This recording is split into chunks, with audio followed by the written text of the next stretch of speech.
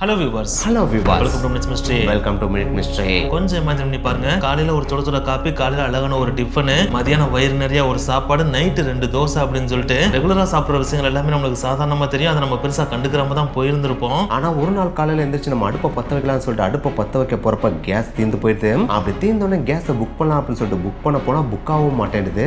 ஏன்னா புக் ஆகலாம் அப்படின்னு சொல்லிட்டு நியூஸை போய் பார்த்தா நியூஸ்ல அடுத்த 7 நாட்களுக்கு கேஸ் சிலிண்டர் கிடைக்காது அப்படின்னு சொன்னா எப்படி இருக்கும்? இதெல்லாம் ஒரு பெரிய விஷயமா 7 நாள் தாண்டா, 7 நாள் அசால்ட்டா நம்ம ஓட்டிட மாட்டோமா அப்படின்னு சொல்லிட்டு நீங்க யோசிச்சீங்கன்னா அதுக்கு வாய்ப்பே கிடையாது. ஏன்னா முதல் நாள்ல பசியில ஆரம்பிக்கிற இந்த ஒரு பிரச்சனை 7வது நாள் முடிவுல நம்ம நாடு முழுக்க ஒரு மிகப்பெரிய பிரச்சனையா மாறுறதுக்கான வாய்ப்பு கூட அளவுக்கு அதிகமா இருக்கு. நம்ம கேஸ் சிலிண்டர் தானே அப்படின்னு சாதாரணமா நினைப்போம். ஆனா கேஸ் சிலிண்டர் தொடர் சங்கிலியா எங்கெங்கெல்லாம் போகணும் பாத்தீங்கன்னா, கரண்ட் கட்ல இருந்து இன்டர்நெட்ல இருந்து ரோட்ல நடக்கிற சின்ன சின்ன பிரச்சனைகள்ல இருந்து பெரிய பெரிய பிரச்சனைகள் வரைக்கும் ஒரு மிகப்பெரிய தாக்கத்தையே கிரியேட் பண்ணும். ஏன்னா நீங்க ரொம்ப எக்ஸாஜரேட் பண்ணி சொல்ற மாதிரி இருக்கடா அப்படின்னு சொல்லி நீங்க யோசிச்சீங்க அப்படின்னா இந்த வீடியோ முடியறப்ப இதோட தாக்கம் எவ்வளவு தூரம் இருக்கும் அப்படின்றத உங்களால தெரிஞ்சுக்க முடியும். ஆனா முக்கியமான ஒரு விஷயம், இது இப்படிலாம் நடக்கும் அப்படின்றத அடிச்சு நாங்க சொல்ல வரல. ஆனா ஒரு கேஸ் சிலிண்டர் தட்டுப்பாடு மட்டும் கிரியேட் ஆச்சுன்னா இப்படிலாம் நடக்கலாம் அப்படின்றதுக்கு வாய்ப்புகள் இருக்கு அப்படின்றது தான் இந்த வீடியோல நம்ம பார்க்க போறோம். இது பியூரா எஜுகேஷன் வீடியோ தான், யாரையும் பயமுறுத்தும் நோக்கத்துல இந்த வீடியோ உருவாக்கப்படலாம். இதை பார்த்து முன்னெச்சரிக்கை ஆகிறது ரொம்பவே நல்லது.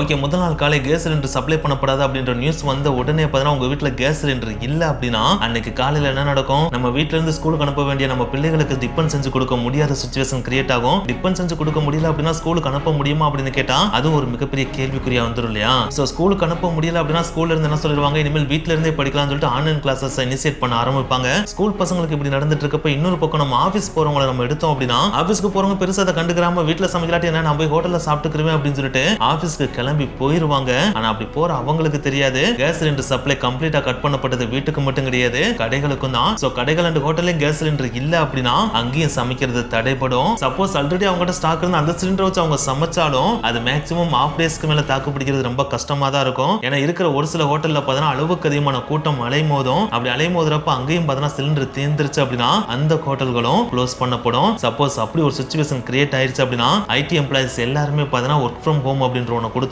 இனிமேல் வீட்ல இருந்தே வேலை பார்க்கலாம் அப்படின்னு சொல்லிட்டு சொல்லிடுவாங்க. இது ஐடி எம்ப்ளாயிஸ்க்கு ஓரளவு சமாளிக்கிற மாதிரி இருந்தாலும் ஹார்ட்வேர் சைடு ஒர்க் பண்றவங்க இல்லாட்டினா பிசிக்கல் ஸ்டோர்ல போய் ஒர்க் பண்றவங்களுக்கு பாத்தீங்கன்னா இது ஒரு மிகப்பெரிய சேலஞ்சாவே மாறுறதுக்கு வாய்ப்பு அமையும். இது ஹோட்டல்களுக்கு மட்டும் கிடையாது, டீ கடைகளுக்கும் இதே நிலைமை தான். மேக்ஸிமம் டீ கடைகள் மூடப்படும். சிலிண்டர் ஸ்டாக் வச்சிருக்கிற ஒரு சில டீ கடைகள் ஓபன் ஆகிறதுக்கு வாய்ப்பு இருக்கு. அந்த டீ கடையில கூட்டம் அதிகமாச்சு அப்படின்னா அவங்க டிமாண்டை யூஸ் பண்ணி டீயோட பிரைஸ் இன்க்ரீஸ் பண்றதுக்கும் வாய்ப்பு அளவுக்கு அதிகமாவே இருக்கு. அது டீ கடையில மட்டும் கிடையாது, ஹோட்டலையும் டிமாண்ட் அளவுக்கு அதிகமா இருந்துச்சுன்னா அவங்களும் பிரைஸ் அதிகமாக்க தான் செய்வாங்க. சரி, திறந்திருக்க ஒரு சில ஹோட்டல்ஸ்லயும் கூட்டம் அளவுக்கு அதிகமா இருக்கு, அங்க அடிச்சு பிடிச்சு நம்மளால போய் வாங்க முடியாது. பேசாம ஸ்விக்கி சொமாட்டோல ஆர்டர் போடலாம் அப்படின்னு சொல்லிட்டு அந்த ஆப்பை ஓபன் பண்ணா அங்க 90% ஆஃப் ஹோட்டல்ஸ் அன்அவைலபிள் தான் காட்டும். மிச்சம் இருக்கிற 10% ஆஃப் ஹோட்டல்ஸும் ரொம்ப சீக்கிரமாவே அன்அவைலபிளாவும் ஆயிரும். சோ டோட்டலா அன்அவைலபிள் ஆயிடுச்சு அப்படின்னா யாராவது ஸ்விக்கி சொமாட்டோ பக்கம் போவாங்களா அப்படின்னு கேட்டா அதுக்கு வாய்ப்பே இல்லை இல்லையா?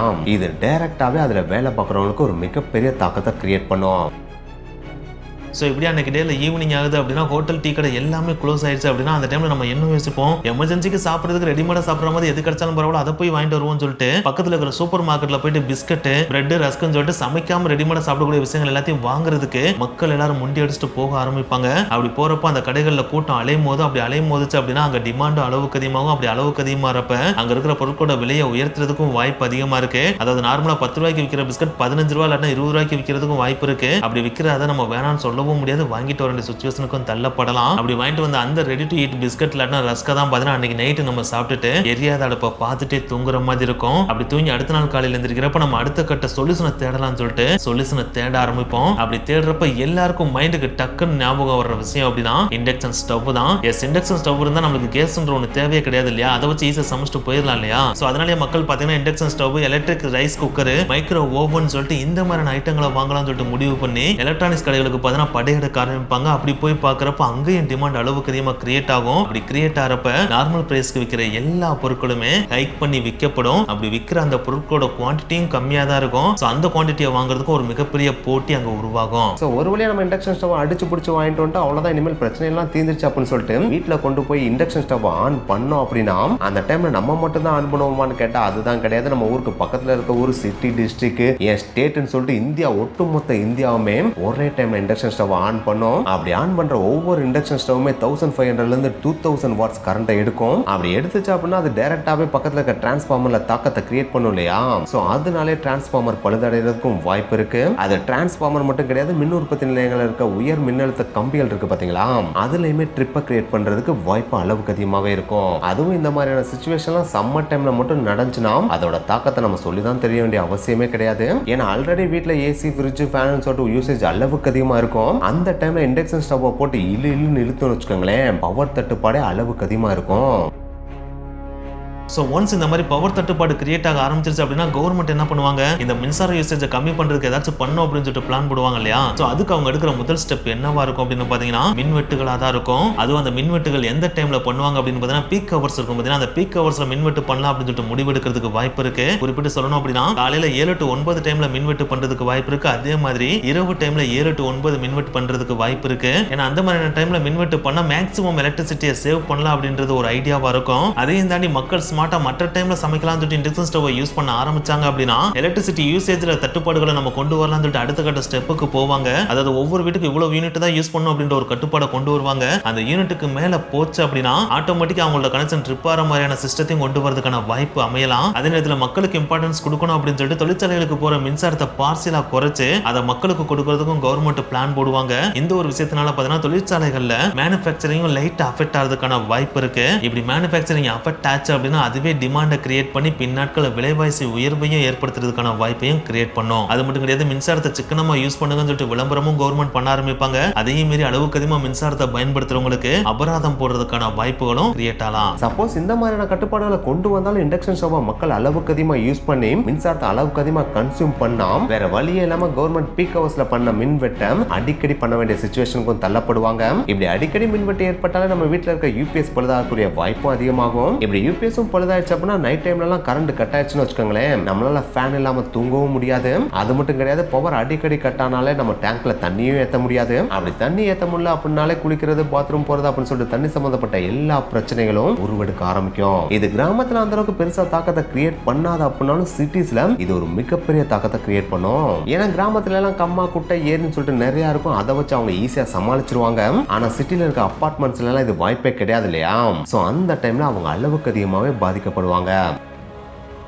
ஸோ இப்படி அளவுக்கு அதிகமாக பவர் கட் ஆக ஆரம்பிச்சாலே நம்ம இண்டக்ஷன் ஸ்டவ்ல சமைக்கலாம் அப்படின்னு சொல்லிட்டு பிளான் போட்டு வச்சிருந்த அந்த விஷயமும் பார்த்தீங்கன்னா ஃபெயில்ட் ஆக ஆரம்பிக்கும். ஏன்னா நம்ம இண்டக்ஷன் ஸ்டவ்ல சமைச்சிட்டு இருக்கப்பே பவர் கட் ஆகி அது 2 மணி நேரமா நீடிச்சிச்சு அப்படின்னா நம்மளால சமைக்க முடியாது இல்லையா? ஸோ இதுக்கு ஆல்டர்னேட்டிவா ஏதாச்சும் பண்ணலாமா அப்படின்னு சொல்லிட்டு யோசிக்கிறப்ப மறுபடியும் பழைய மெத்தடான விறகடுப்புக்கு போகலாம் அப்படின்னு சொல்லிட்டு முடிவு எடுப்போம். அப்படி விறகடுப்புக்கு போகலாம் அப்படின்னு சொல்லிட்டு முடிவு எடுத்தா அதில் ஈஸியாக வில்லேஜ் சைடு இருக்கவங்களாம் சர்வைவ் ஆயிருவாங்க. அவங்களுக்கு விறகு அப்படின்றது ஈஸியாக கிடைக்கும், அதை எடுத்து வந்து அவங்க சமைக்கிறது ஈஸியாக சமைச்சிருவாங்க. ஆனால் அதே ஒரு சிட்டிக்குள்ள இருக்கவங்களோட நிலைமை நம்ம யோசிச்சு பார்த்தோம் அப்படின்னா அதோட நிலைமையே ரொம்ப மோசமா இருக்கும். அது தனி வீட்டில் இருக்கவங்க கூட ஓரளவுக்கு சமாளிக்க முடியும். ஆனா அதே அபார்ட்மெண்ட்ல இருக்கவங்க நிலைமையை யோசிச்சோம் அப்படின்னா அபார்ட்மெண்ட்ல அவங்களோட வீட்டுக்குள்ள போயிட்டு ஒரு விறக வாங்கிட்டு போய் அதை வச்சு சமைக்க முடியுமா அப்படின்னு கேட்டா அதுக்கு வாய்ப்பே கிடையாது இல்லையா? அப்படி சமைச்சாங்க அப்படின்னா அதோட புகை வெளியே போக முடியாம வீட்டுக்குள்ளேயே சுத்துறதுக்கான வாய்ப்பு அதிகமாகும். அது ஒரு வீட்டுக்குள்ள அப்படி சுத்துச்சு அப்படின்னா ஒட்டுமொத்த அபார்ட்மெண்ட்ல இருக்கிற எல்லா வீட்லயுமே விறக வச்சு எரிச்சாங்க அப்படின்னா அந்த புகை என்ன பண்ணுன்றத நீங்களே இமேஜின் பண்ணிக்கங்க. இதுக்கெல்லாம் மேல சிட்டில விறகு கிடைக்கிறதே பாத்தீங்கன்னா அவ்வளவு சீக்கிரமா கிடைக்காது. அப்படி கிடைச்சாலுமே அதோட டிமாண்டும் அளவுக்கு அதிகமா எகிர ஆரம்பிக்கும். அந்த சமயத்துல ஒரு தூக்கு விறகே பார்த்தீங்கன்னா 500 ரூபாய் அப்படின்ற லெவலுக்கு விற்கிறதுக்கு வாய்ப்பும் கிரியேட் ஆகும். இல்ல விறகு வேணா நான் மண்ணெண்ணெய் சைடு போலாமா அப்படின்னு பார்த்தா மண்ணெண்ணெய் கிடைக்கிறதே ரொம்ப ரேர். சப்போஸ் கிடைச்சாலுமே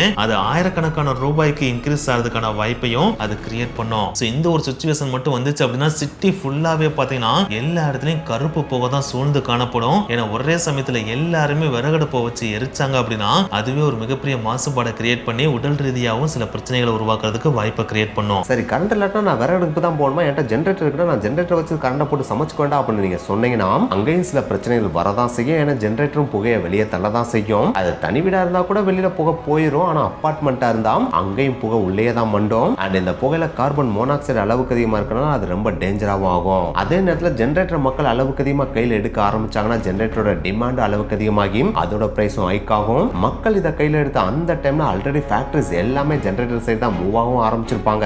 அடுத்து அவங்களும் சரி மக்களும் சரி இந்த ஜென்ரேட்டரை ஓட வைக்க டீசல் பெட்ரோலை தேடி ஓட ஆரம்பிச்சாங்க அப்படின்னா டீசல் பெட்ரோலோட டிமாண்ட் அதிகமாகி அதோட பிரைஸும் ஹைக் ஆகும். அண்ட் முக்கியமான விஷயம் ஜென்ரேட்டர் யூஸ் பண்ணி சமைச்சா சமைக்கிறதுக்குரிய எக்ஸ்பென்ஸே அளவுக்கு அதிகமாயிரும். இதை நடுத்தர மக்களால சமாளிக்க முடியுமான்னு கேட்டா அதற்குரிய வாய்ப்பு ரொம்ப ரொம்ப கம்மி தான்.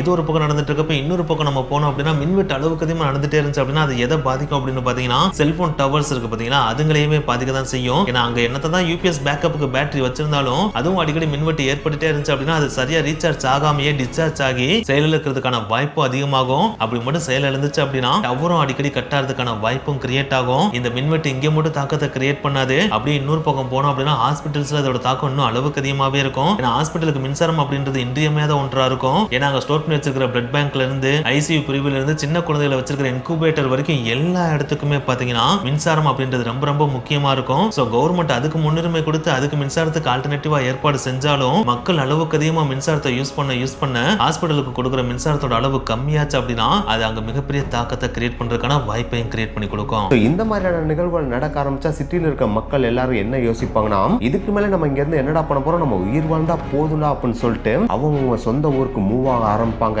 சோ இதனால மாஸ் மைக்ரேஷனும் நடக்க ஆரம்பிக்கும். இந்த ஒரு விஷயம் பாத்தீங்கன்னா டிரான்ஸ்போர்ட்டேஷன்லயும் ஒரு மிகப்பெரிய கேட்டிக்கை கிரியேட் பண்ணும். சப்போஸ் சில பேர் அவங்க வெஹிக்கிள்ல போகணும்னு நினைச்சாலும் அதுக்கும் அளவுக்கு அதிகமா செலவாகும். அப்படி டிராவல் பண்ணாலும் போற வழியில ஹோட்டல்ஸும் இருக்காது, டீ கடையும் இருக்காது. ஒன்னே தண்ணி கிடைக்கிற பிஸ்கட் பாக்கெட்ஸை சாப்பிட்டு தான் ஊர் போய் சேர வேண்டிய சிச்சுவேஷனுக்கும் தள்ளப்படுவோம். சப்போஸ் ஊருக்கு போயிட்டாங்க அப்படின்னா அங்க ஓரளவுக்கு சர்வைவ் ஆகிறதுக்கான வாய்ப்பு இருக்கு. ஆனா சிட்டில தான் வாழ்ந்தே ஆகணும் அப்படின்னு இருப்பாங்க பாத்தீங்களா, அவங்க என்ன பண்ணுவாங்கன்னு கேட்டீங்கன்னா, இது வரைக்கும் தனித்தனியா சமைச்சிட்டு இருந்த எல்லாருமே தனித்தனியா சமைச்சா அளவுக்கு அதிகமான புகை கிரியேட் ஆகுது. இது அளவுக்கு அதிகமான மாசுபாடையும் கிரியேட் பண்ணி நமக்கும் கேடு அப்படின்னு சொல்லிட்டு ஒரு கம்யூனிட்டியா எல்லாரும் ஒண்ணு சேர்ந்து அவங்க பங்கை கொடுத்து மொத்தமா சமைக்க ஆரம்பிப்பாங்க.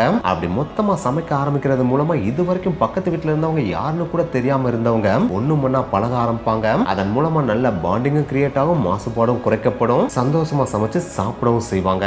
இது நடக்கிற அந்த சமயத்துல அந்த 7 நாட்களும் முடியும், கேஸ் சிலிண்டரோட தட்டுப்பாடும் குறையும், மக்களுக்கு மறுபடியும் சிலிண்டர் சப்ளை பண்ண ஆரம்பிச்சிருவாங்க. அப்படி சப்ளை பண்ணிட்டாங்கன்னா மறுபடியும் மக்கள் ரெகுலர் லைஃப்க்கு திரும்பவும் ஆரம்பிச்சிருவாங்க.